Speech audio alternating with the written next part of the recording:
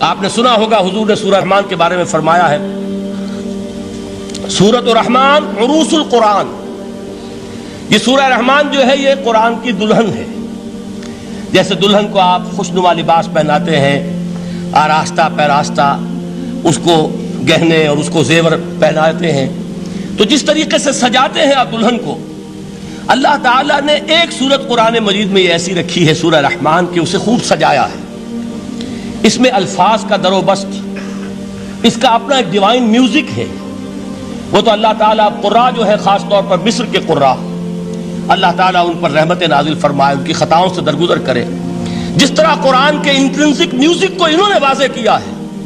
واقعہ یہ ہے کہ اگر یہ لوگ نہ ہوتے، شیخ عبد الباسط محمد عبد الصمد، شیخ محمود خلیل الحصری، یہ لوگ کہ جنہوں نے قرآن کے اس غنا میوزک، یہ لفظ جو ہے آپ حیران نہ ہو کہ میں یہ کوئی شاید توہین کر رہا ہوں قرآن کی، حضور نے یہ لفظ استعمال کیا ہے. تغنو، اس قرآن کو اچھی سے اچھی خوشلحانی کے ساتھ پڑھو. من لم یتغن بالقرآن فلیس منا، جو قرآن کو بہتر سے بہتر انداز میں، اچھی سے اچھی آواز میں، خوشلحانی کے ساتھ پڑھنے کی کوشش نہیں کرتا، وہ ہم میں سے نہیں ہے. بلکہ ایک مرتبہ حضور رات کے وقت آپ گشت پر تھے اپنے ساتھیوں کے حالات معلوم کرنے کے لیے. حضرت ابو موسیٰ اشعری رضی اللہ تعالیٰ عنہ ایک صحابی ہیں، ان کے گھر کے پاس سے گزر ہوا. وہ رات کو تہجد پڑھ رہے تھے، کھڑے ہوئے کیف کے عالم میں قرآن تلاوت کر رہے ہیں. حضور کو بہت پسند آئی ان کی قرات، کافی دیر تک وہاں کھڑے سنتے رہے. اب انہیں کیا پتا کون سن رہا ہے. بالکل اسی طرح سمجھ لیجئے ایک بات یاد آئی ہے. حضور فرماتے ہیں کہ جس طرح کان لگا کر اللہ قرآن کو سنتا ہے، کسی چیز کو نہیں سنتا. ہمیں نظر نہیں آتا نا، ہمیں معلوم نہیں. ہم قرآن پڑھ رہے ہیں تو سننے والا کون ہے؟ سب سے زیادہ کان لگا کر خود اللہ. یہاں اس لیے مجھے یاد آیا کہ ابو موسیٰ اشعری کو کیا پتا تھا کہ کون سن رہا ہے. وہ اپنی کیفیت میں نماز میں تہجد میں قرآن کی تلاوت کر رہے تھے. اور ظاہر بات ہے ان کے گھر ایکڑوں میں بنے ہوئے نہیں تھے، ایک ایک کمرہ، ایک ایک کوئی حجرہ، ایسے ہی تو گھر تھے نا صحابہ کے. لہذا حضور پاس سے گزرے، آواز آئی، کافی دیر سنتے رہے. اس کے بعد آپ تشریف لے گئے. صبح فجر میں ملاقات ہوئی تو حضور نے تحسین کے انداز میں فرمایا، یا ابا موسیٰ انک قد اوتیت مزمارا من مزامیر آل داؤد. اے ابو موسیٰ، تمہیں تو آل داؤد کے سازوں میں سے ایک ساز اللہ نے عطا فرما دیا ہے. جس طرح حضرت داؤد، لہن داؤدی مشہور ہے کہ جب وہ پچھلے پہر رات کو حمد کے ترانے الاپتے تھے، قرآن میں ہے کہ پرندے شامل ہو جاتے تھے ساتھ، اور پہاڑ وجد میں آتے تھے، پہاڑ بھی ان کے ساتھ شریک ہوتے تھے. تو جس طرح کا اللہ نے ان کو لہن عطا فرمایا تھا، حضور نے تحسین کے انداز میں فرمایا، ہے ابو موسیٰ اشعری، اللہ نے تمہیں بھی آل داؤد کے سازوں میں سے ایک ساز عطا فرمایا. بہرحال قرآن مجید کا جو یہ میوزک ہے، قرآن کے الفاظ کا جو حسن ہے، جہاں تک حسن معنوی ہے وہ تو ہر لفظ میں ہے، لیکن یہ حسن ظاہری، حسن صوتی، حسن لفظی، یہ اپنے کلائمیکس پر آپ کو نظر آئے گا سورہ رحمان میں. لیکن قرآن میں یہ سورت اس اعتبار سے بھی ممتاز ہے، اس کی 4 آیات پر ذرا توجہ کریں گے، عجیب حقائق سامنے آئیں گے. جہاں یہ قرآن مجید کے حسن صوت اور حسن لفظی کی معراج ہے، وہیں اس کی پہلی 4 آیات میں 4 چوٹی کی چیزوں کا ذکر ہے، سب سے اونچی چیزیں. پہلی آیت کیا ہے؟ الرحمن. ایک آیت ہو گئی. رحمان کیا ہے؟ اللہ کا نام ہے. کبھی آپ نے غور کیا اللہ کے ناموں میں سب سے پیارا نام کون سا ہوگا؟ رحمان. کیوں؟ اس کا مادہ کیا ہے؟ رحمت. ہمیں سب سے بڑھ کر جس چیز کی ضرورت ہے وہ کیا ہے؟ رحمت خداوندی. نام اچھی طرح سن لیجئے اس حضور کے قول کو. حضور فرماتے کوئی شخص جنت میں مجرد اپنے عمل کی بنیاد پر داخل نہیں ہو سکے گا جب تک کہ رحمت خداوندی دستگیری نہ کرے. کسی صحابی نے بڑی ہمت اور جرأت کا ثبوت دیا کہ پوچھ لیا، کیا حضور آپ بھی؟ جب آپ نے فرمایا کوئی شخص داخل نہیں ہو سکتا جنت میں محض اپنے عمل کی بنیاد پر جب تک کہ رحمت خداوندی جو ہے وہ دستگیری نہ فرمائے.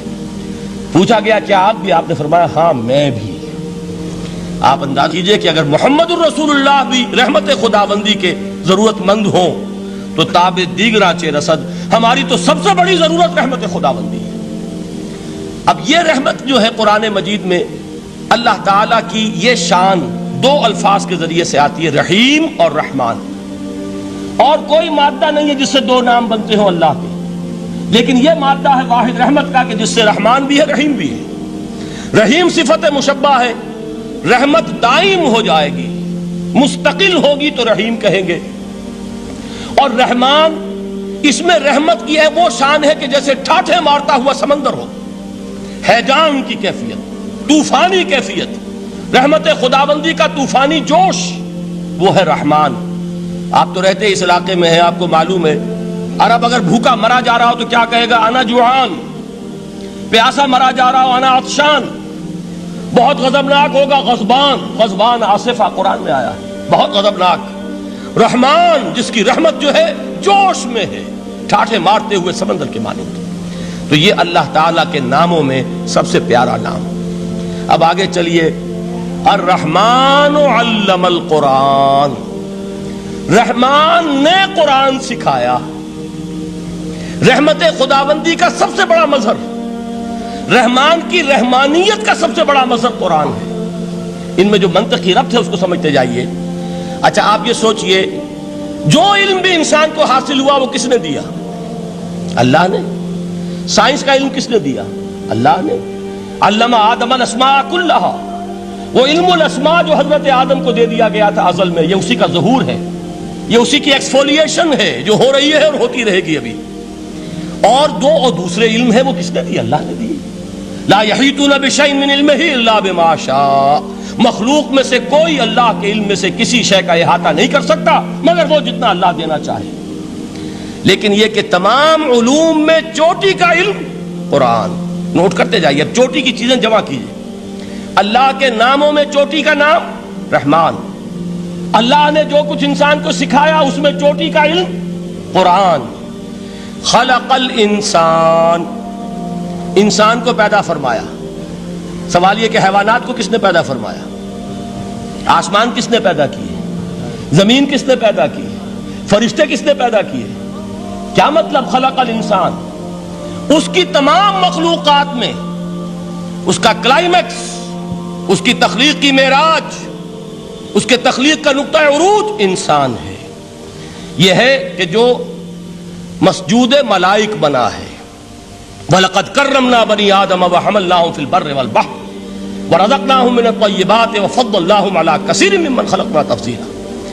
تو تخلیق میں سب سے اونچی تخلیق انسان کی، علموں میں سب سے اونچا علم قرآن کا، اللہ کے ناموں میں سب سے اونچا نام رحمان۔